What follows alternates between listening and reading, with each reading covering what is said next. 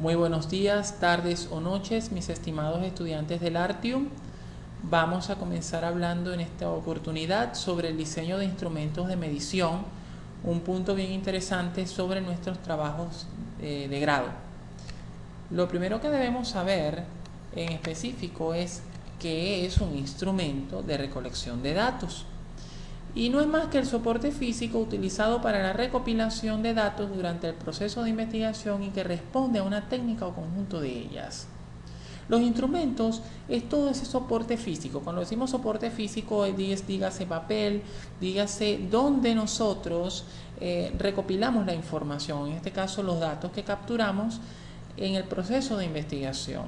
Pueden ser, ya sabemos que digamos, provenir de fuentes primarias, en este caso personas, directamente de la realidad, o fuentes documentales como libros, revistas u otros. Pero el instrumento es ese soporte, ese documento que nos va a ayudar, ese formato que nos va a ayudar para la recopilación de los datos. O sea, donde nosotros, por ejemplo, cuando aplicamos un instrumento, recopilamos la data, puede ser en hojas con algún tipo de formato, donde la gente coloque, por supuesto, seleccione las opciones que desee, o también incluso en estos últimos años lo podemos hacer de manera digital. Hacemos unas hojas de cálculo, enviamos por correo, hacemos unos formatos por algún gestor de formularios, lo enviamos por correo, las personas lo llenan y así sucesivamente. Hay una tendencia a confundir instrumento con la técnica, y recordemos que mientras el instrumento es el soporte físico como tal, el donde recopilo la información, la técnica es más el cómo la voy a recopilar. Mientras que podemos hablar de una técnica de observación, por dar un ejemplo, el instrumento puede ser un cuestionario, puede ser una encuesta, o algún instrumento similar. ¿Okay? ¿Qué factores influyen en el resultado de la medición? Es importante. Existen algunos factores que de alguna manera afectan o inciden sobre el resultado de una medición. En primer lugar es el objeto de medición. A veces el objeto, lo que estamos midiendo, tiene un comportamiento que puede afectar la forma como nosotros recopilamos la información de él. Si utilizamos, por ejemplo, un instrumento que es meramente objetivo, quizá hay una tendencia a que la información sea más fidedigna. Sin embargo, cuando trabajamos con entes humanos, recordemos que hay una naturaleza muy subjetiva y hay que estar pendiente de que el objeto que estamos buscando medir sea precisamente, o las características que estamos buscando medir en el objeto sean precisamente las que nos interesan.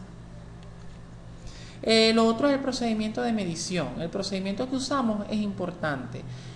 De repente vamos a estudiar la evolución de determinada enfermedad y decimos que vamos a hacer un diseño transversal. Quizá no nos sirve mucho porque obviamente si vamos a hablar de evolución de la enfermedad, tenemos que seguir un procedimiento longitudinal, de alguna manera capturando información en distintos momentos del tiempo. Entonces, tiene que ver mucho con los procedimientos que vamos a usar, ¿ok?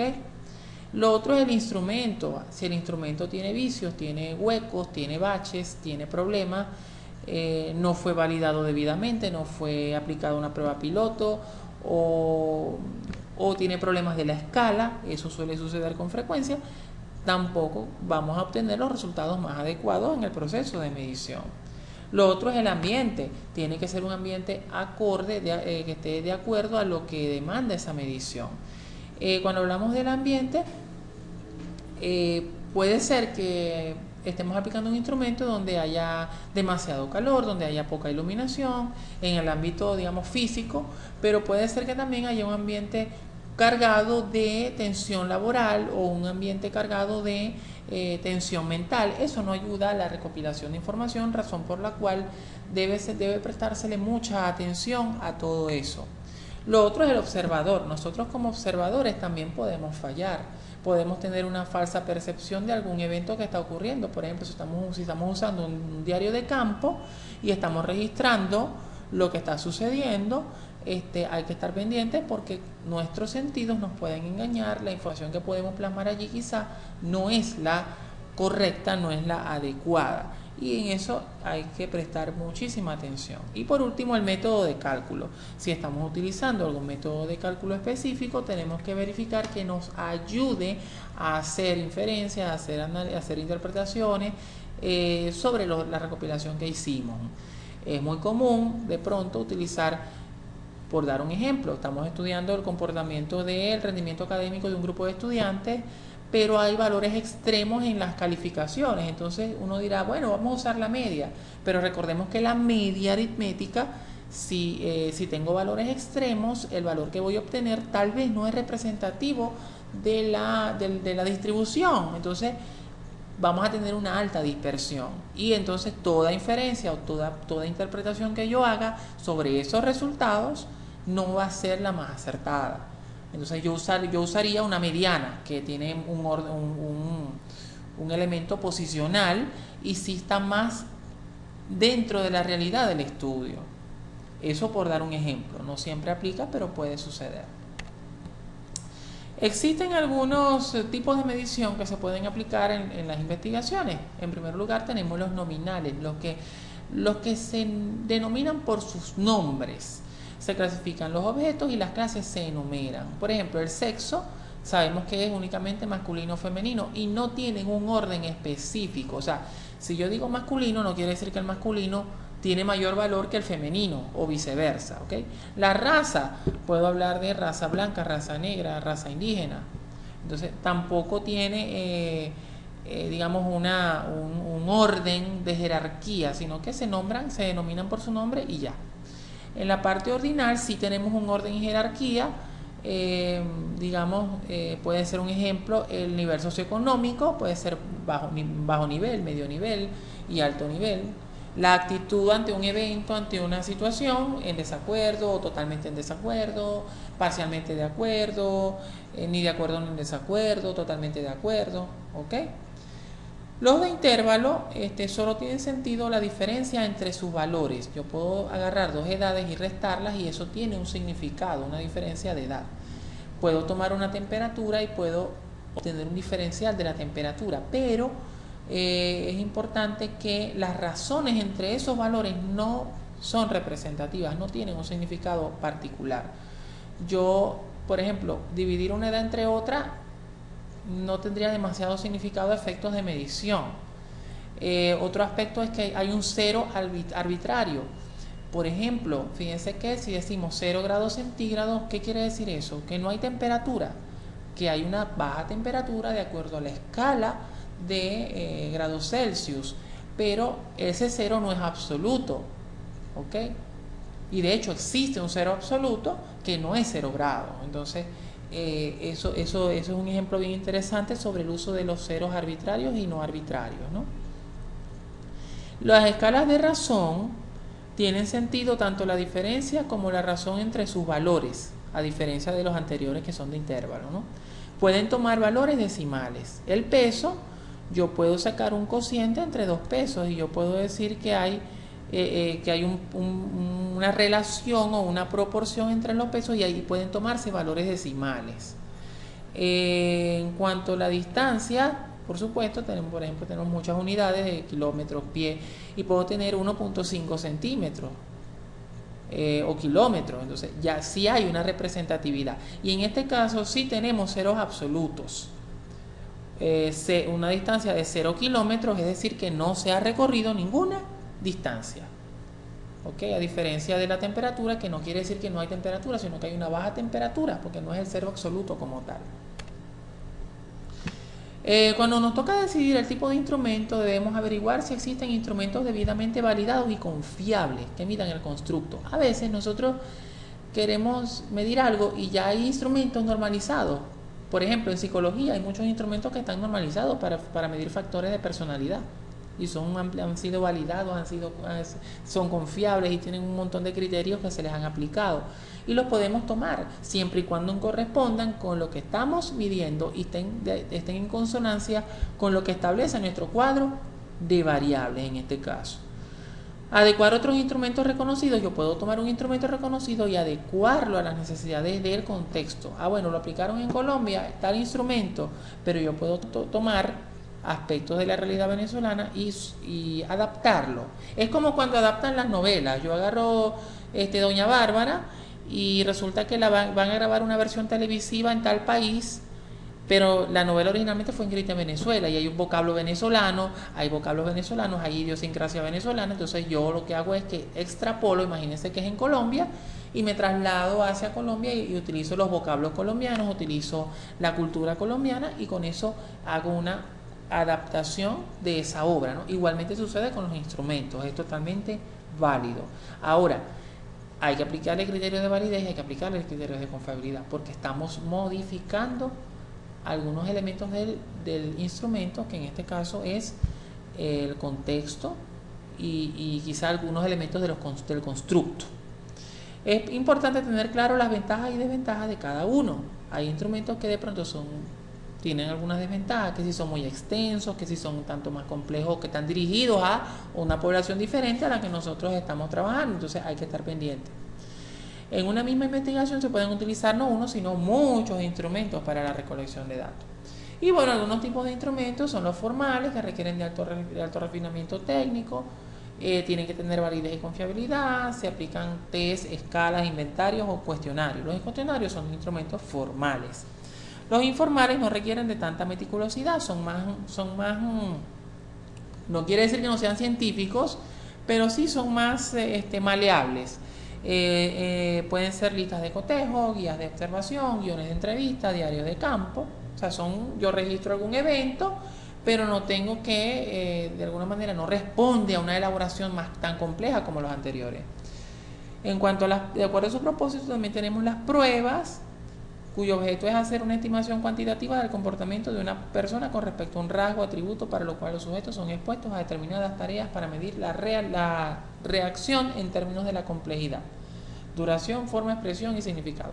Es como si aplicáramos una prueba de conocimiento, por dar un ejemplo, y verificamos que las personas que hayan adquirido tales conocimientos conceptuales o procedimentales sobre alguna temática. También se pueden aplicar. De acuerdo al propósito, también tenemos la escala, que permiten ubicar al sujeto en un valor del constructo objeto de medición.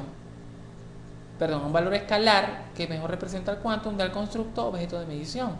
Hay una escala, puede ser excelente, bueno, regular, deficiente. Entonces hay una serie de valores que sí hay un orden entre ellos, hay una jerarquía entre ellos, hay unos que quizá tengan un valor más bajo que otros, y las podemos utilizar para tabular, por supuesto.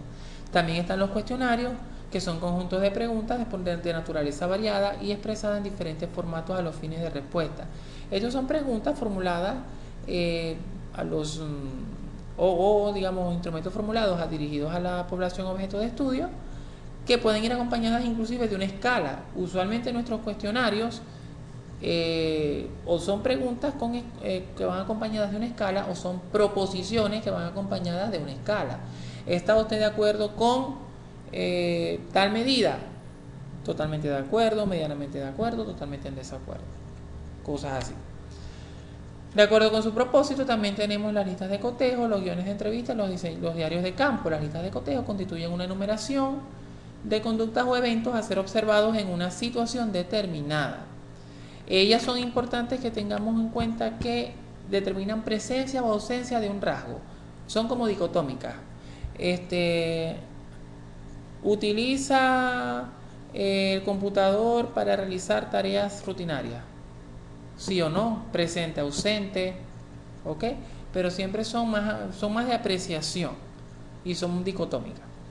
Los guiones de entrevista tienen que ver con conjuntos de preguntas sobre diferentes aspectos en relación con un problema en particular, como lo que usan los periodistas cuando hacen algún tipo de entrevistas, que llevan un guión, va fluyendo la entrevista y se van guiando por esas preguntas que van formulando. Los diarios de campo son registros completos, precisos y detallados sobre observaciones realizadas sobre el problema o hecho o fenómeno de estudio. Yo tomo una libreta, tomo un lápiz, un bolígrafo y voy registrando por día, por hora, o sea, voy registrando tal día sucedió esto de tal fenómeno meteorológico o los sujetos mostraron actitud hacia tal actividad, o sea, voy registrando eh, los eventos importantes que me interesa, que pertenecen al objeto de estudio. Vamos a hablar ahora de constructos, ¿ok? Cuando nosotros formulamos instrumentos debemos tener claro cuál es el constructo. Vámonos a la teoría, vámonos al concepto que queremos medir, al aspecto, a ese indicador que queremos medir, que parte de un conjunto de definiciones o conceptos ya establecidos en nuestro capítulo 2. Si yo voy a trabajar sobre lo que es por ejemplo, dentro de las estrategias, puedo hablar sobre la exposición de ideas. Entonces, tengo que tener claro que es una exposición de ideas de acuerdo a varios autores, ya eso lo hicimos en el capítulo 2, y sobre eso voy a formular las proposiciones en mi instrumento, o las preguntas, o lo que va, digamos el estilo de instrumento que voy a utilizar. Implica tener una idea clara, o sea, cuando conceptualizamos el constructo, implica tener una idea clara de lo que se quiere medir. Tenemos que estar claros, no podemos medir algo que no sabemos bien lo que es. Presupone la revisión cuidadosa de la literatura especializada a fin de conocer si el constructo ha sido o no tratado con anterioridad. Hay que revisar teoría, eso en teoría lo hicimos en el capítulo 2, con 3 autores, lo llevamos a nuestro área objeto de estudio, lo contextualizamos. Indagar acerca de teorías existentes y del tratamiento con que el constructo ha sido medido. Si alguien ha hecho investigaciones anteriores, es conveniente que verifiquemos qué resultados obtuvo, cómo lo midió, en qué contexto y todo eso. Si no hay satisfacción con el tratamiento del tema y se desea reconceptualizar, se debe justificar amplia y razonadamente. Se deben elaborar teorías relacionadas con el constructo, precisar su definición y obtener la validación respectiva a través del juicio de expertos. Vamos con esto. A veces queremos medir algo y nos damos cuenta que lo que tenemos en el capítulo 2 no nos ayuda. Queremos medir estrategias expositivas o exposición de ideas y resulta que en el capítulo 2 el marco teórico que tenemos no nos ayuda. Entonces no nos sentimos satisfechos con la forma, la manera como lo conceptualizamos. Hay que reconceptualizar, hay que volver al capítulo 2, reforzar, revisar, indagar, para luego volver al 3 y hacer nuestro constructo. A veces no nos gusta, pero a veces hay que hacerlo para evitarnos problemas futuros. No podemos medir algo que no está bien definido, bien esclarecido. Y lo que es la operacionalización del constructo consiste en transformar la conceptualización, ese concepto que tenemos de autores, llevarlo a nuestro instrumento en forma de proposiciones, en forma de preguntas, acompañadas de sus alternativas o si son abiertas o no son abiertas. ¿Ok? Entonces hay que llevarlos a preguntas, ítems o reactivos, es lo mismo. Las proposiciones, las preguntas, esos son los reactivos. ¿Cómo vamos a integrar el instrumento? Debemos prestar atención al número de ítems, mínimo 3 por indicador o 3 veces en comparación con la versión final. Ojo con esto. Esto es una sugerencia. No hagamos instrumentos con 2 ítems por indicador, con 1 ítem por indicador, ni siquiera con 3. Yo diría que hiciéramos instrumentos con 4 ítems por indicador porque resulta que eso va a pasar por un proceso de validez y confiabilidad. Y quizá alguno de nuestros validadores subiera la eliminación o modificación de algún ítem. Lo podemos eliminar, no hay problema, y todavía tenemos 3 ítems. Si son 4, todavía tenemos 3 ítems, nos van quedando 3 ítems para medir. Ahora, si en el proceso de confiabilidad, que eso lo vamos a ver más adelante, existe un problema de que hay ítems que se catalogan como deficientes por la prueba de confiabilidad, ese sí sería interesante revisarlo o en su defecto eliminarlo. Pero si tenemos variedad de ítems en un mismo indicador, es mucho más factible que yo tenga 4 y pueda eliminar 1, me quedo con 3, a que tenga 3, elimino 1 y me quedo con 2. Y peor aún, que tenga solamente 2, tenga que eliminar 1 forzosamente y me quede con 1 solo. Nunca dejemos un ítem que sea medido por un indicador que sea medido por un solo ítem. Mosca con eso. La organización espacial del instrumento, que esté bien distribuido en cuanto a espacio en la hoja o en donde sea que lo vayamos a mostrar, a entregar. Precisión en las instrucciones, todo instrumento debe tener unas instrucciones precisas.